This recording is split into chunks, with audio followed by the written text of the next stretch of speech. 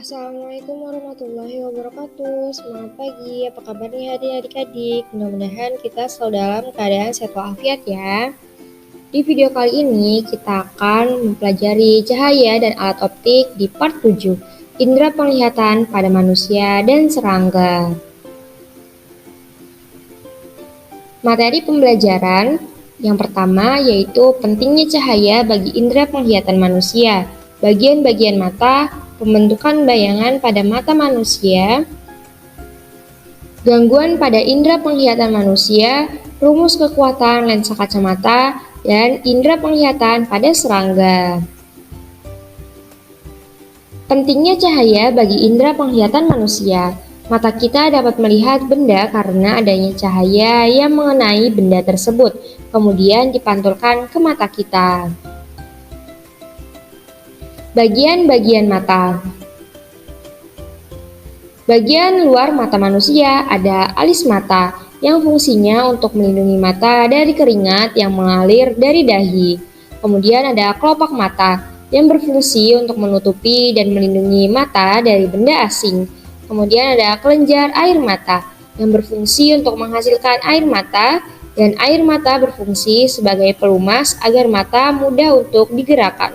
Dan ada bulu mata yang berfungsi untuk menghalangi benda asing yang masuk ke dalam mata dan menyaring cahaya yang akan diterima. Bagian dalam mata manusia ada sklera, koroid, iris, lensa, pupil, kornea, aqueous humor, vitreous humor, retina, fovea, bintik buta, dan syaraf optik.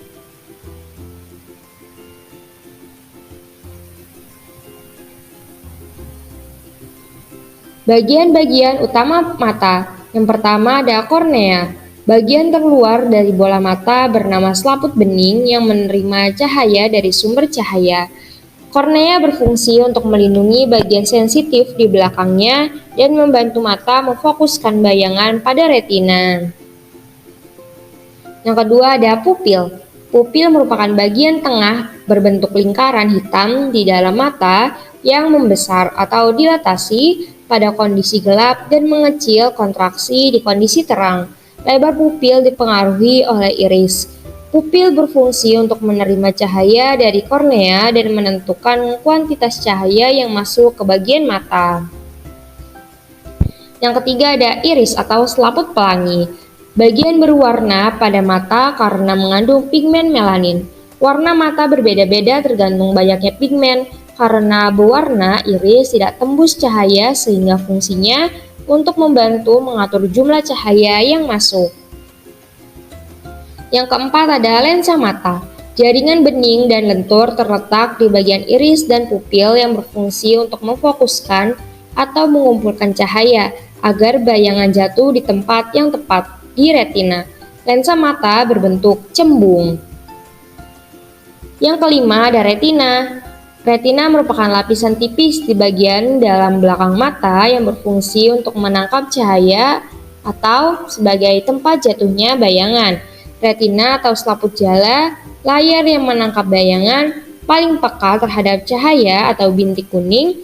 Cahaya akan dituliskan ke syaraf otak. Terdapat 3 sel kerucut, yaitu warna merah, biru, dan hijau.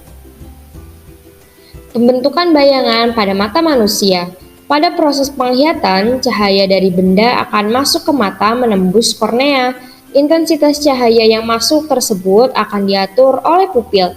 Cahaya yang masuk akan diteruskan ke lensa mata. Selanjutnya, proses yang akan terjadi adalah bayangan benda diatur agar tepat jatuh di bintik kuning retina dan diteruskan ke otak. Kemudian otak menerjemahkan sebagai penglihatan. Urutan jalannya impuls cahaya yang masuk ke mata mulai dari kornea, ke pupil, ke lensa mata, ke retina, ke bintik kuning, kemudian di otak. Gangguan pada indera penglihatan manusia. Pernahkah kalian melihat orang membaca buku seperti ini? Kira-kira mengapa ya hal tersebut bisa terjadi? Mari kita bahas. Yang pertama ada mata normal atau emetropi. Titik jauh mata punctum remotum. Titik terjauh yang dapat dilihat mata normal dengan jelas tanpa lensa mata berakomodasi atau otot siliar dalam keadaan rileks total. Titik jauh mata normal adalah tak terhingga. Sedangkan titik dekat mata punctum proximum, titik terdekat yang dapat dilihat mata normal dengan jelas dengan lensa mata berakomodasi total atau otot silia berkontraksi. Titik terdekat mata normal adalah 25 cm. Daya akomodasi mata adalah kemampuan lensa mata untuk menebal dan menipis tergantung jarak objek yang dilihat mata. Yang kedua ada rabun dekat atau hipermetropi. Rabun dekat adalah gangguan mata tidak dapat melihat jelas benda dekat karena cahaya yang masuk tidak terfokus ke retina, melainkan di belakang retina. Rabun dekat dapat diatasi dengan memakai kacamata lensa cembung atau positif hingga bayangan jatuh tepat di retina. Yang ketiga ada rabun jauh atau miopi. Rabun jauh merupakan gangguan mata tidak dapat melihat jelas benda jauh karena cahaya yang masuk tidak terfokus ke retina, melainkan di depan retina. Rabun jauh dapat diatasi dengan memakai kacamata lensa cekung atau negatif sehingga bayangan jatuh tepat di retina. Yang keempat ada mata tua atau presbiopi. Orang-orang yang sudah tua biasanya daya akomodasinya sudah berkurang. Pada mata presbiopi, titik dekatnya lebih jauh daripada titik dekat mata normal atau titik dekat lebih dari 25 cm dan titik jauhnya lebih dekat daripada titik jauh mata normal, titik jauh kurang dari tak terhingga. Penderita presbiopi tidak dapat melihat benda-benda yang letaknya dekat maupun jauh. Penderita presbiopi dapat ditolong dengan kacamata berlensa rangkap, yaitu kacamata bifokal. Kacamata bifokal adalah kacamata yang terdiri atas dua lensa, yaitu lensa cekung dan lensa cembung. Lensa cekung berfungsi untuk melihat benda jauh, dan lensa cembung untuk melihat benda dekat atau membaca. Yang kelima ada astigmatisme atau mata silindris. Astigmatisme merupakan gangguan penglihatan akibat kelainan pada kelengkungan kornea atau lensa mata. Kondisi ini menyebabkan pandangan kabur atau menyimpang, baik dalam jarak dekat maupun jarak jauh. Astigmatisme dapat ditolong dengan menggunakan lensa silindris yang mengimbanginya. Astigmatisme diuji dengan melihat dengan satu mata pada pola seperti pada gambar di bawah ini. Garis yang terfokus tajam tampak gelap, sementara yang tidak terfokus tampak lebih kabur atau abu-abu. Berikut merupakan penglihatan mata normal dan mata silindris atau astigmatisme. Yang keenam ada buta warna. Buta warna adalah kondisi di mana kualitas penglihatan terhadap warna berkurang. Seseorang yang menderita penyakit ini akan sulit membedakan warna tertentu, buta warna sebagian, atau bahkan seluruh warna, buta warna total. Gejala buta warna yang paling umum adalah buta warna hijau merah, yaitu ketidakmampuan untuk membedakan kedua jenis warna tersebut. Ishihara test, yaitu tes untuk mengetahui buta warna atau tidak. Ishihara test. Jika kalian bisa menyebutkan angka berapa yang tersembunyi dari gambar-gambar di belakang, maka mata kalian dalam kondisi normal. Namun, jika tidak, kalian mengalami buta warna. Buta warna adalah suatu kondisi mata yang tidak dapat membedakan warna akibat pigmen pada syaraf mata rusak atau tidak berfungsi. Tes Ishihara adalah suatu metode untuk mengetahui apakah seseorang menderita buta warna atau tidak. Tes ini diciptakan oleh Dr. Shinobu Ishihara untuk para tentara militer dalam Perang Dunia. Tes terdiri atas pelat atau piring Ishihara yang menggambarkan angka pada titik-titik berwarna. Sampai saat ini, tes ini terus digunakan.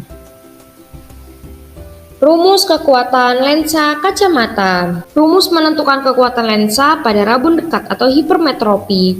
Rumusnya yaitu P sama dengan 100 per Sn dikurangi 100 per pp. Dengan keterangan P yaitu kekuatan lensa dengan satuan dioptri, Sn sama dengan titik dekat mata normal dengan satuan cm, dan pp sama dengan titik dekat mata penderita dengan satuan cm. Rumus menentukan kekuatan lensa pada rabun jauh atau miopi. Rumusnya yaitu P sama dengan min 100 per PR. Dengan keterangan P sama dengan kekuatan lensa dengan satuan dioptri, dan PR sama dengan titik jauh mata penderita dengan satuan cm. Contoh soal nomor 1. Ibu Zahra menderita hipermetropi dan titik dekatnya 50 cm. Tentukan jenis kacamata Bu Zahra dan berapa kekuatannya. Titik dekat mata normal 25 cm. Diketahui SN sama dengan 25 cm, PP sama dengan 50 cm. Yang ditanyakan yaitu jenis kacamata Bu Zahra dan berapa kekuatannya. Dijawab dengan rumus P sama dengan 100 per SN dikurangi 100 per PP. Diketahui SN sama dengan 25 dan PP sama dengan 50. Sehingga diperoleh P sama dengan 4 dikurangin 2. P sama dengan 2 dioptri. Karena kekuatan lensa bernilai positif, maka lensa yang digunakan adalah lensa cembung. Contoh soal nomor 2. Udin yang rabun jauh memiliki titik jauh 2 meter. Jika Udin ingin melihat dengan normal, maka Udin harus memakai kacamata lensa apa dan berapa kekuatannya. Diketahui PR sama dengan 2 meter sama dengan 200 cm. Yang ditanyakan yaitu kacamata lensa apa dan berapa kekuatannya. Dijawab dengan menggunakan rumus P sama dengan min 100 per PR. Diketahui PR-nya sama dengan 200 sehingga diperoleh P sama dengan min 1 per 2 dioptri. Tanda negatif berarti lensa cekung. Indra penglihatan serangga. Bagaimanakah cara serangga melihat sebuah benda? Samakah dengan cara melihat pada mata manusia? Untuk mengetahuinya, mari kita bahas. Serangga memiliki banyak sekali mata sehingga disebut mata majemuk. Masing-masing mata serangga disebut omatidium atau omatidia sama dengan jamak. Masing-masing omatidium berfungsi sebagai reseptor penglihatan yang terpisah. Mata majemuk pada lalat.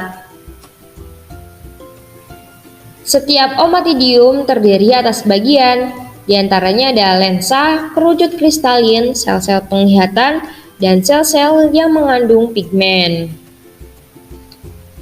Proses melihat pada serangga. Setiap omatidium akan menyumbangkan informasi penglihatan dari suatu daerah objek yang dilihat serangga dari arah yang berbeda-beda. Bagian omatidia yang lain akan memberikan sumbangan informasi penglihatan pada daerah lainnya.